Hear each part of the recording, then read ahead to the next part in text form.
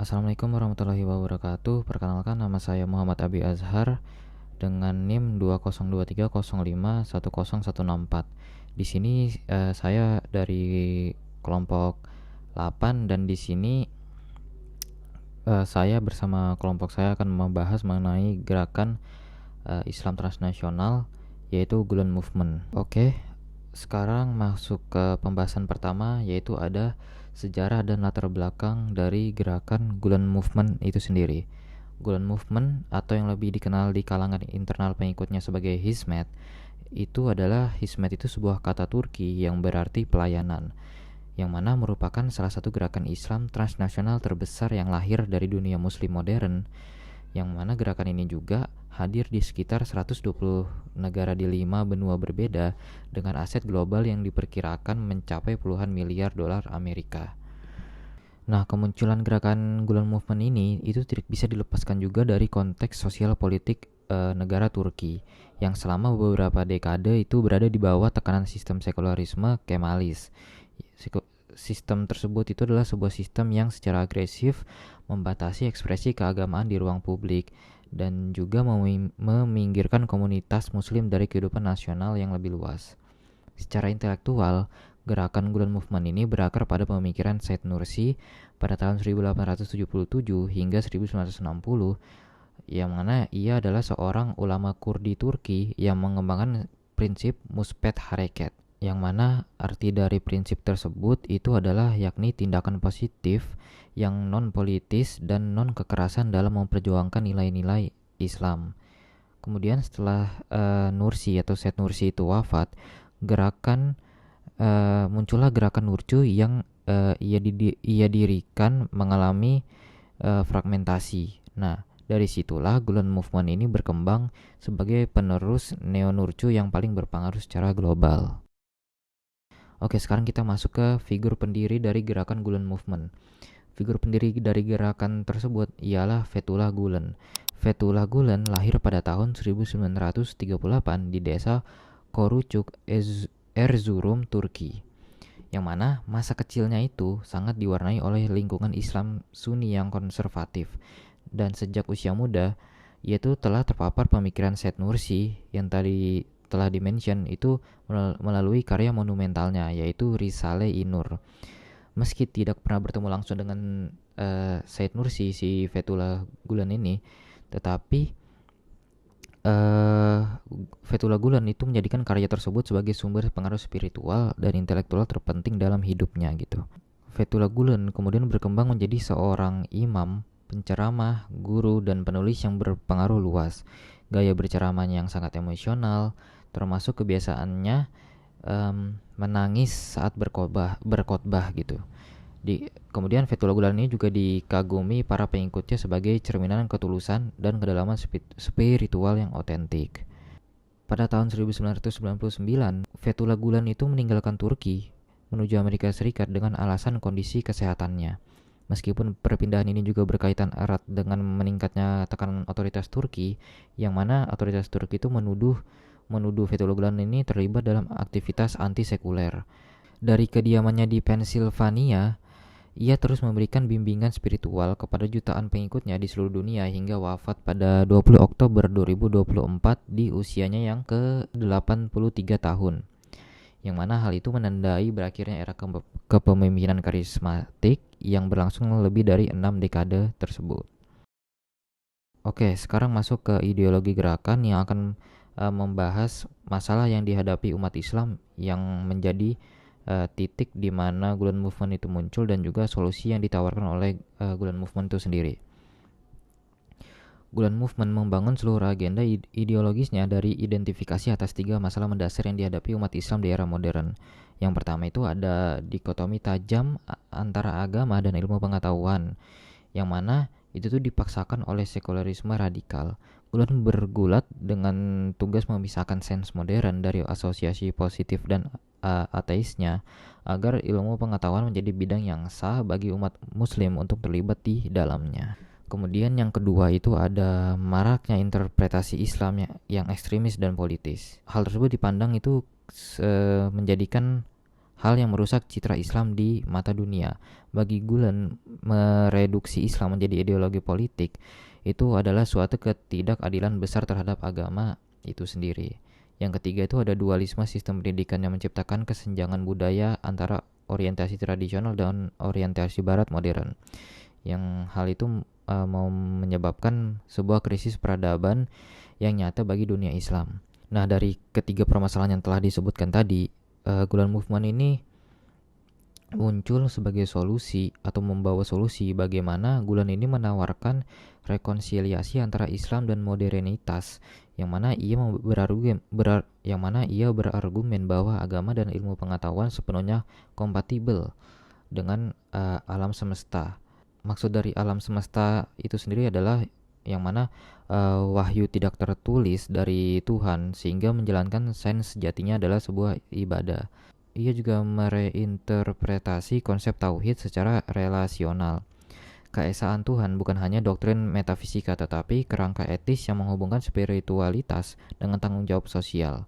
Selain itu, Gulen juga menawarkan model Islam Turki yang toleran dan pluralis.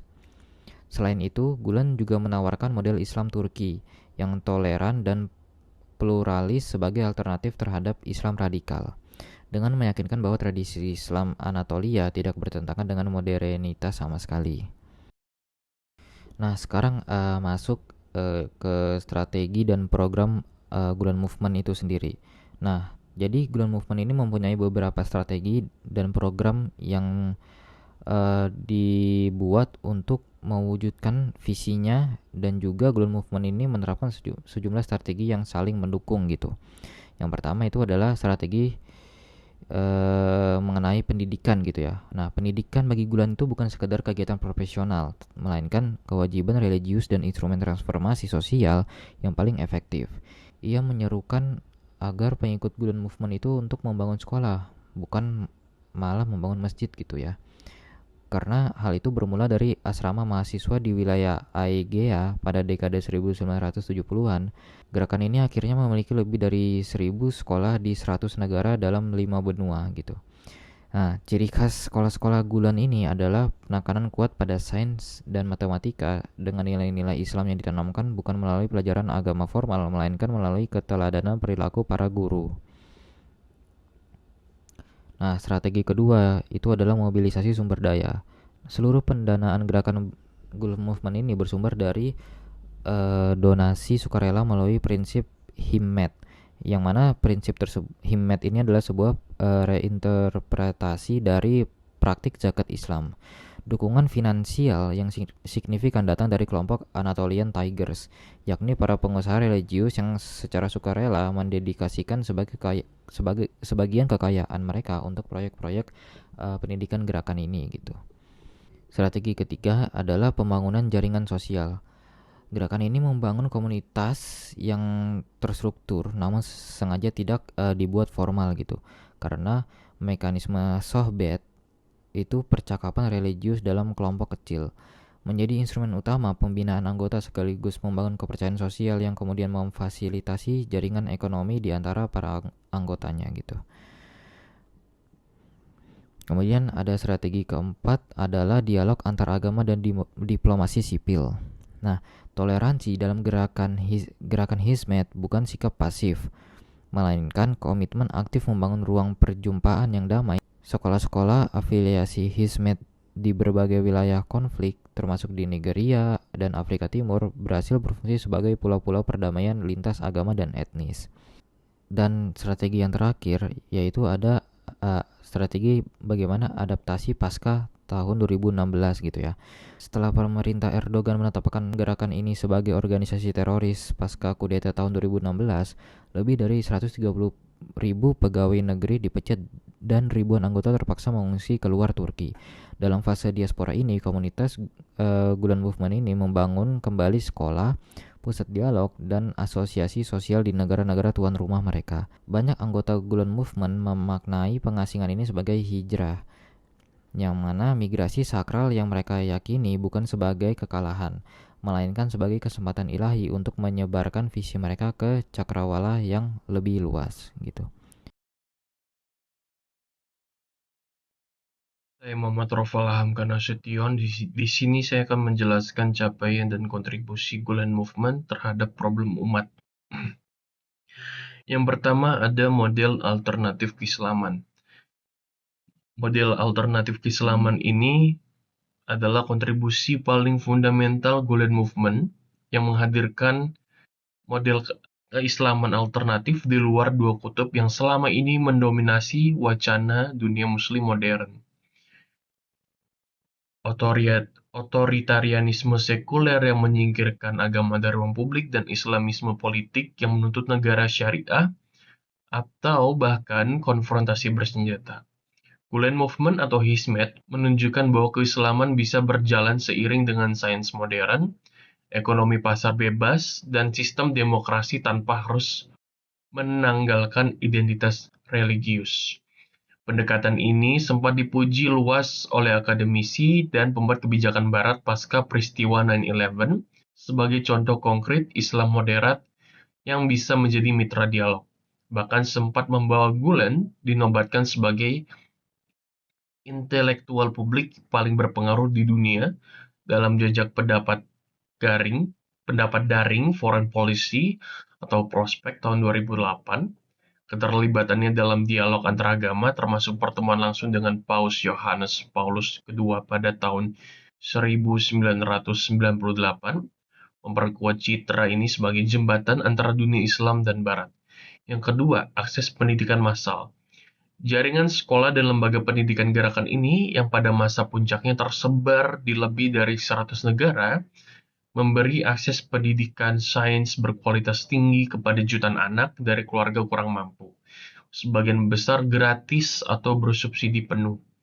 Model ini terbukti menghasilkan output akademik yang kompetitif secara global, bukan sekadar klaim retoris. Di Indonesia sendiri, sekolah-sekolah berafiliasi PASIAD seperti Karisma Bangsa, Pribadi, dan Semesta sempat menjadi peraih medali terbanyak di Olimpiade Sains Nasional sebelum kerjasama ini berakhir.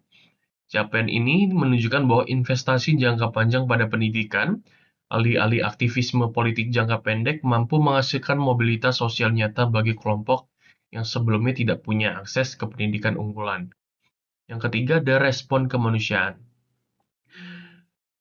Gerakan ini memiliki lembaga bantuan kemanusiaan, yaitu Kim Se-yokmu, yang secara konsisten merespon bencana alam dan krisis kemanusiaan di berbagai negara, melampaui batas-batas komunitas muslim maupun batas negara Turki sendiri. Salah satu kontribusi paling dikenal di Indonesia adalah keterlibatannya membantu pemulihan pasca tsunami Aceh tahun 2004, yang kemudian berlanjut menjadi pembangunan sekolah Fatih di Aceh sebagai bentuk komitmen jangka panjang. Bukan sekadar bantuan darurat sesaat. Pola ini mencerminkan prinsip ideologis inti gerakan bahwa pelayanan kemanusiaan universal bukan hanya kepada sesama muslim, adalah bentuk ibadah tertinggi. Yang keempat ada kekuatan ekonomi dan sosial. Gerakan ini berhasil mengorganisasi kelas menengah religius Anatolia, kelompok yang sebelumnya relatif terpinggirkan dari elit ekonomi sekuler Turki, menjadi kekuatan bisnis transnasional yang nyata melalui konfederasi pengusaha Tuskon yang pada puncaknya menghimpun sekitar 120.000 perusahaan. Komitmen derma rutin sebesar 10 hingga 15% pendapatan tahunan dari para pengusaha ini membiayai ekspansi sekolah, media, dan layanan sosial secara mandiri tanpa bergantung pada dana negara.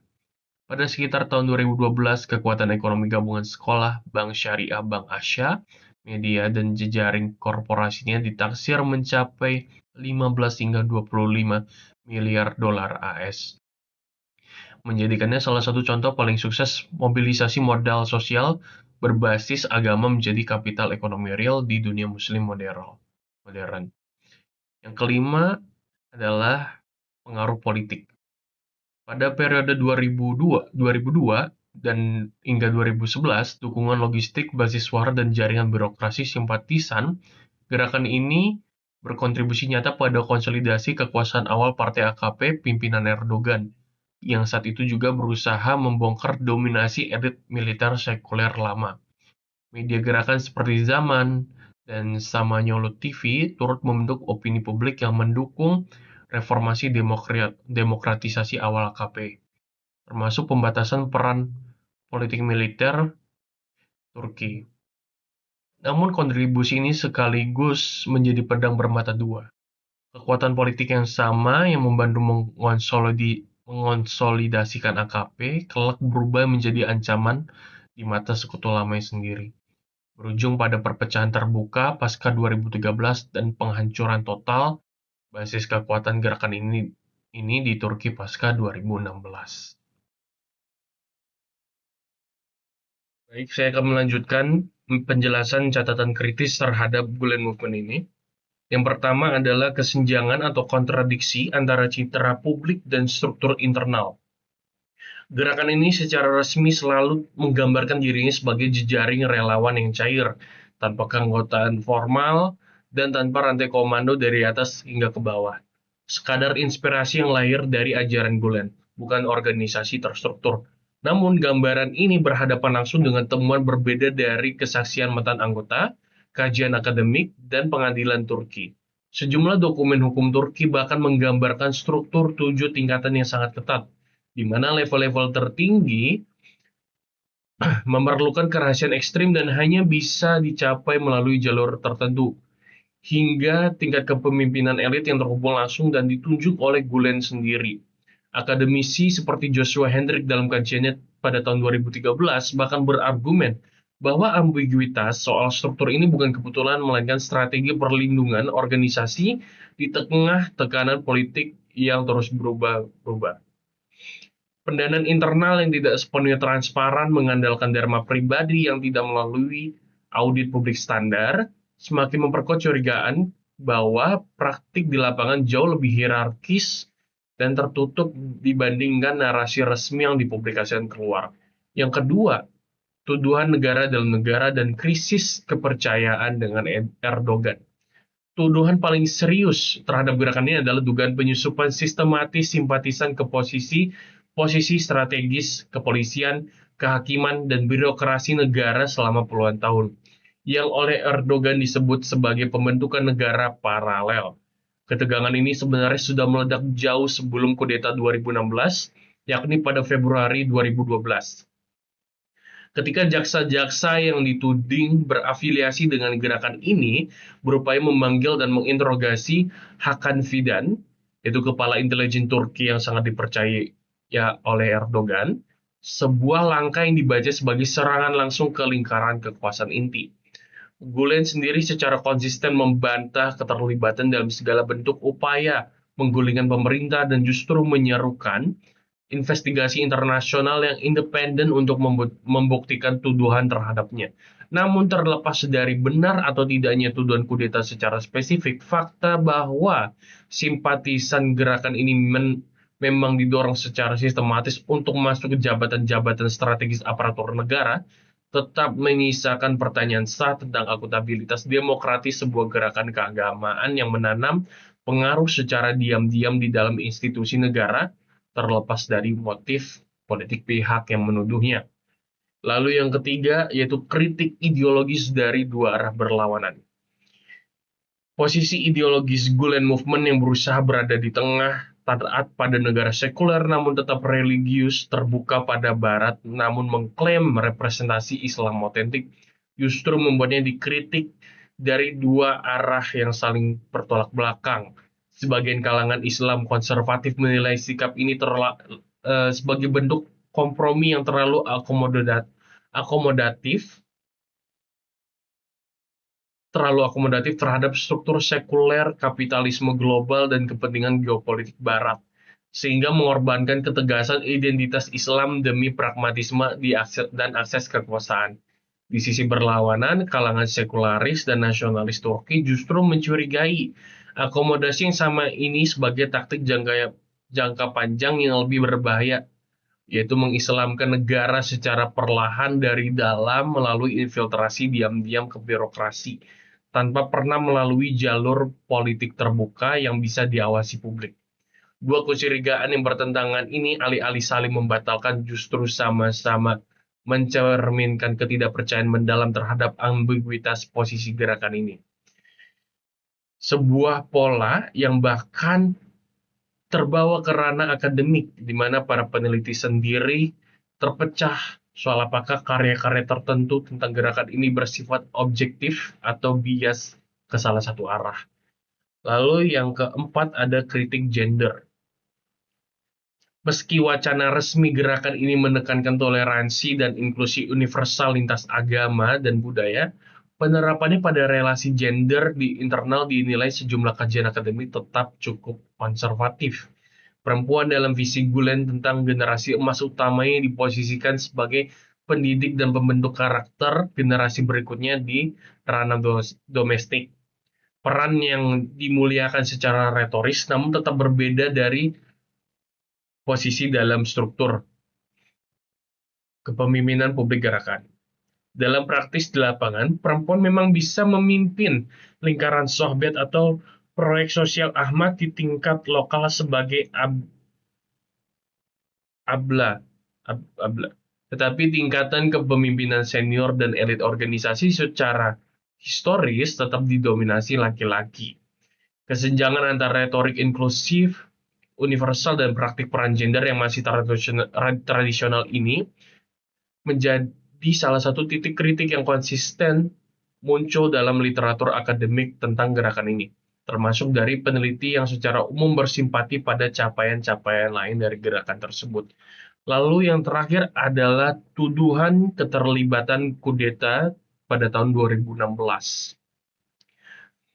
yang dimana ini bermula juga dari yang tuduhan negara dalam negara atau negara paralel pada tahun 2012.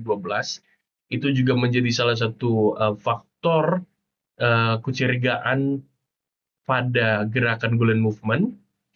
Bahkan pada saat kudeta ini terjadi, sebenarnya walaupun tuduhan ini ada dari pemerintahan Turki, tapi tuduhan itu berasal dari satu pihak saja, yaitu pemerintahan Turki, tanpa adanya bukti yang mengatakan secara sah atau kredibilitas, secara accountable bahwa saya gerakan Gulen ini terlibat langsung dalam kudeta pada tahun 2016.